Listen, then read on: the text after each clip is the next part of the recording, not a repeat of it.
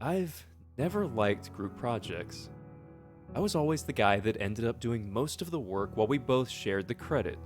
So, as you can imagine, I was less than ecstatic to hear that we'd be working in pairs for our final project in my history class.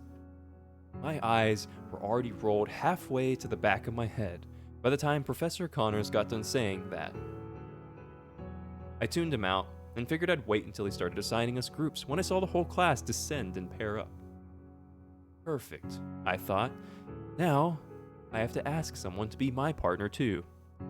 I managed to get through the entire semester without having to talk to anyone in the class, so now, at the very end, I'd have to take the initiative and introduce myself. I started to get out of my seat when a guy about my age approached me. "Hey, I'm Steve. Do you have a partner yet?" It was pretty clear I didn't, but I could see he was just being polite. "Hey, I'm Manny," I replied. "No, but I'm down to partner up if you are." "Sweet," Steve replied, taking the seat next to me. "What were you thinking we should do the project on?" Steve and I decided we would tackle the beginnings of Rome for our project. We'd each dually write the essay and take turns creating slides in our PowerPoint. Over the course of the next few weeks, I grew to consider Steve a friend. We hung out a few times outside of the project and started to get to know each other pretty well. He was pretty smart and put in a lot of effort. I was certain we were going to get an A. When it came to the day before our presentation, it was my turn to go over it all and finalize everything. "Hey, just take my flash drive," he said. "It'll be what we use when we present anyway. And since you're finishing everything up, you might as well just save it on there." "Sweet. Thanks," I said. I got home and started up my PC. I planned on getting a good night's rest, so I wanted this project done ASAP. When I put in the flash drive, I saw that there was only one folder labeled Don't. I didn't think too much of it. We all name folders weird or stupid shit. I clicked on Don't and was greeted with Don't with two N's. This was a guy that liked to layer his folders. Don't led to stop, and that led to no, which led to wrong, which led to okay. Steve was jokester. The guy was fucking with me. Okay wasn't an empty folder. There was several folders in there, all of which were picture video folders, all with similar names like Perfect or Divine or Glorious. I clicked on the first folder labeled Perfect. How else was I going to find this damn PowerPoint? All I saw was a video with a black thumbnail. Now, I'm not usually one for snooping, but I was pretty curious about what this could be. Embarrassing student film? The video started with a view of a room, no people in sight.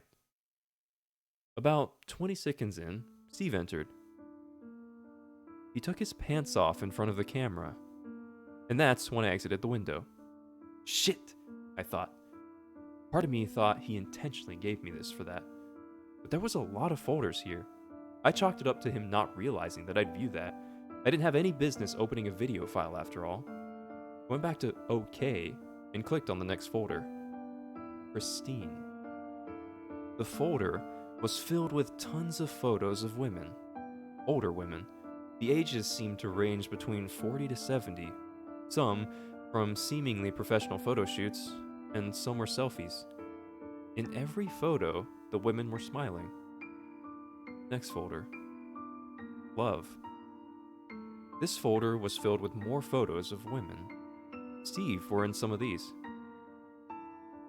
His mom's friends? His grandmother's?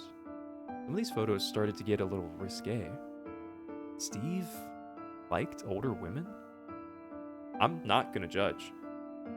Perfection, pretty, and cute were all photos of women. The same woman would only appear in 3 to 4 photos. I found it odd he was around so many older women, but I was sure there was a reason. At this point, I was bored with these and just wanted to find the project. Well, I definitely found a project. Life. Life wasn't like the other folders. It had another folder inside it with random letters and numbers as the name. I wish I never clicked on that folder. Inside that folder were tons of photos of corpses, all female.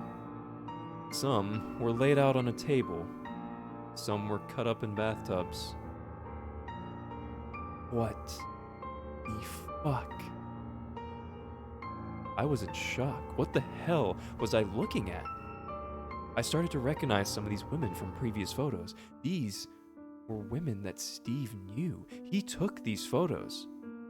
I hoped that this was some sort of special effects photo shoot, but that hope dwindled quickly when I see very detailed organs removed from the bodies of these women. I wanted to vomit. I had to look away. What the hell should I do? Call the police, obviously, but what do I say? Why did Steve give me this flash drive? I found myself pacing my room when I saw my phone light up. It was Steve. "Hey Manny, I gave you the wrong flash drive. Can I swing by and trade it out?" said Steve in a text. He doesn't think I opened it. I could just take it and give it to him like nothing happened. Or is it a trap? Does he want me to think? But he knows that I saw it. I don't know what to do. I don't want to deal with all of this shit. I locked up my house and sent a reply. I saw what's on the flash drive. There was no reply. I called the police and tried to put together what I saw as uncomfortably as I could. As I finished my phone call, I decided to look at the contents of the flash drive one more time. There was only one more folder, and I hoped it would help make sense of all of this. It was labeled Grave. Grave was filled with screenshots of various emails. I tried to skim them as well as I could, and noticed that they were all from individual women. I saved a photo of one email and deciphered it as follows. Dear the Butcher. My name is Elena Bordeaux. I am from Rochester, New York. I am 68 years old. My husband, Peter, passed away last summer. We have no children. I live out my days by myself in my home. I wake up, cook my meals, watch TV, and go back to sleep. The light of my life is gone. I miss Peter. I miss feeling. I have decided to contact you about your services. I no longer wish to be here and am ready to cross. I can fly out to you as soon as you can have me. Many of my questions suddenly had answers. I was at a loss of words. These women were contacting him. They knew what they were doing. My trance of alarm was interrupted by a knock on my door. It was the police. I let them in and showed them everything. They were just as disturbed as I was and asked me many questions I robotically answered while still in a state of shock. They took the flash drive as evidence and got Steve's address from me. Steve hanged himself in his apartment. By the time the police got there, it was too late. There was no note. But it was more than obvious why he did it. I spent many weeks trying to find out about the butcher online. There had to be some trace. Unfortunately, as you can imagine, that's a pretty generic thing to search. It was only yesterday when searching on Google with the results set to today did I see a match. It was a long thread on a forum. The title, Who Took the Butcher from Us?